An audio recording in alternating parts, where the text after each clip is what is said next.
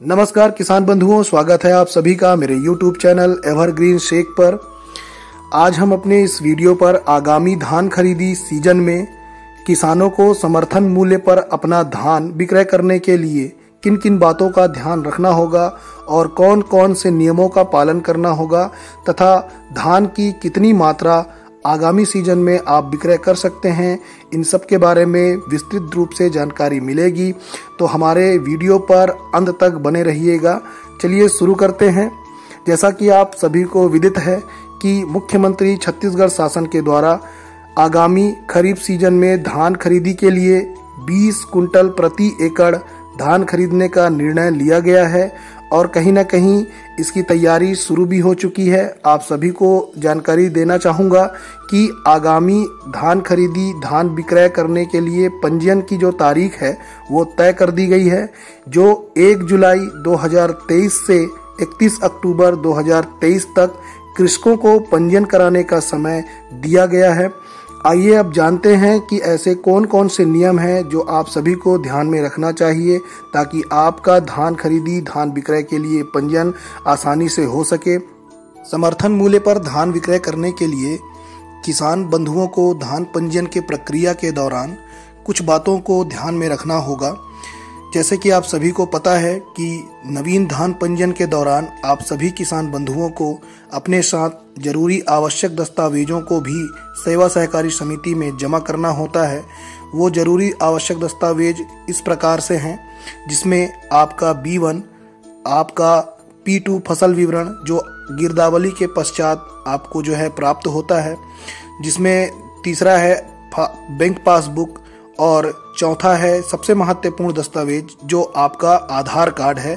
वो बहुत ही ज़्यादा आगामी खरीफ सीजन में धान विक्रय करने हेतु आवश्यक होगा, क्योंकि छत्तीसगढ़ शासन के द्वारा इस वर्ष से एक नई प्रणाली प्रक्रिया की शुरुआत की जा रही है, जिसे बायोमेट्रिक प्रणाली कहा जा रहा है। यह बायोमेट्रिक प्रणाली में आपके आधार नंबर का उपयोग किया जाएगा ताकि आपके भौतिक रूप से आपकी सत्यापित की जा सके, आपकी जानकारी को सुरक्षित की जा सके, जो कि नवीन धान पंजीयन और पुराने पंजीकृत किसान दोनों के लिए ये नियम जो है लागू होंगे। तो इन बातों को आप ध्यान में रखें और आप नवीन पंजीयन जो किसान बंधु कराना चाहते हैं या पंजीयन में किसी प्रकार का संशोधन कराना चाहते हैं, तो इन सभी जरूरी दस्तावेजों को आप अपने नज़दीकी सेवा सहकारी समिति में ले जाकर दिए गए तय तिथि पर जमा कर दें ताकि आपका पंजीयन का जो प्रक्रिया है वो पूर्ण हो सके। आपको यह जानकारी देना चाहूँगा कि कोई भी किसान जो नवीन पंजीयन या अपने पंजीकृत फसल या रकबे में किसी प्रकार का संशोधन करवाना चाहते हैं, वो 31 अक्टूबर 2023 तक अपनी सारी जानकारी, सारा दस्तावेज नज़दीकी के सेवा सहकारी समिति में जाकर जमा कर देंगे। साथ ही यदि कोई किसान अपने पंजीयन में संशोधन कराना चाहता है तो वो 30 सितंबर 2023 तक संबंधित सेवा सहकारी समिति में आवेदन देकर अपना पंजीयन में संशोधन करा सकते हैं। आइए अब हम जानते हैं आगामी सीजन में बायोमेट्रिक आधारित जो खरीदी प्रणाली है वो क्या है।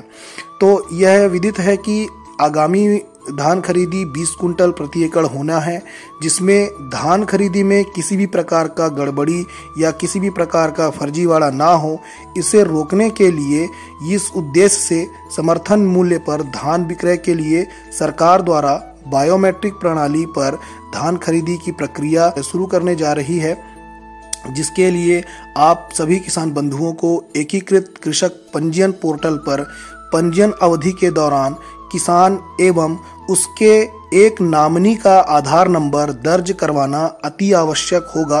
विक्रय के लिए जब किसान का या उसका नामनी धान खरीदी केंद्र पहुंचेगा, तब किसान को बायोमेट्रिक मशीन पर अपनी उंगलियों का निशान लगाना होगा और मैच करने के बाद ही वो धान विक्रय की प्रक्रिया में आगे बढ़ेगा। जैसा कि आप सभी जानते हैं कि बायोमेट्रिक प्रणाली से व्यक्ति विशेष की पहचान की जाती है। ठीक उसी प्रकार जब आप उचित मूल्य के दुकान में अपना राशन लेने जाते हैं तो आपको एक मशीन में अपनी उंगलियों का निशान देना पड़ता है, जिससे आपकी पहचान होती है और फिर आपको आपके पहचान हो जाने के बाद राशन देने की प्रक्रिया शुरू की जाती है। ठीक उसी प्रकार इस आगामी सीजन में धान विक्रय करने के लिए किसान बंधुओं की भी पहचान अति आवश्यक होगी। इसीलिए आप सभी इस बात का ध्यान रखें, अपने नज़दीकी सेवा सहकारी समिति में जाकर अपने आधार नंबर का, अपने आप की पहचान की सत्यापन का जो है जानकारी दे दीजिए, ताकि आपको धान विक्रय करने में किसी प्रकार की परेशानी ना हो। पंजीयन के दौरान किसान तथा उसके एक नॉमिनी का आधार नंबर दर्ज कराना बहुत ज़्यादा जरूरी होगा। अब आइए हम समझते हैं कि नॉमिनी कौन बन सकता है। नॉमिनी के रूप में किसान परिवार के जो नामित सदस्य हैं, जिसमें माता पिता, पति पत्नी, पुत्र पुत्री, दामाद, पुत्रवधू, सगा भाई बहन एवं अन्य करीबी रिश्तेदार को मान्य किया जाएगा।